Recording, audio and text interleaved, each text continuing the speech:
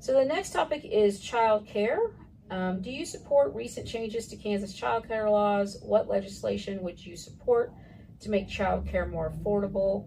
How would you expand access to safe, high-quality child care statewide? I know it is a rural problem not having enough daycare sometimes. And I'll be honest, since my kids are grown, I don't know a lot of the problems that people face. Yeah. I know it is a problem. Yeah. Because if you got to have a job, you have to have somebody to take care of your kids. And if you pay that place or single person to babysit for you, more money than you're making, just a little. It's cheaper to stay home and take care of them yourself. Yeah. And then it gets back to, then you're going to be on SNAP benefits. You're going to be on this. So I think we definitely need to look for ways to fund child care. I don't know what the answer is to that. I think raising the minimum wage would help. I think that daycare workers are not paid very well at all. And if you look at it, raising the minimum wage to $15 an hour, that really doesn't get you up to what would be a livable wage. Someone said, like, up here in Overland Park, for example, you'd have to raise it up to $29 an hour to make it livable up here. Now I think Wichita would be about 20, 21.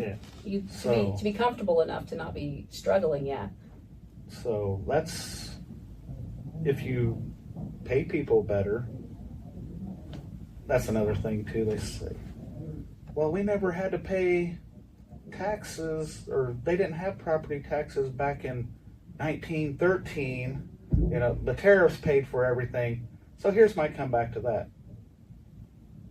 If you want to go back to those times, let's pay people enough money so only one person in the household has to work.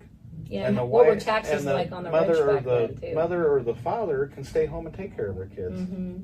They paid a lot of taxes from if you want to bring up corporations back and then, stuff, and rich people paid a lot higher taxes back then too. So let's go back to that.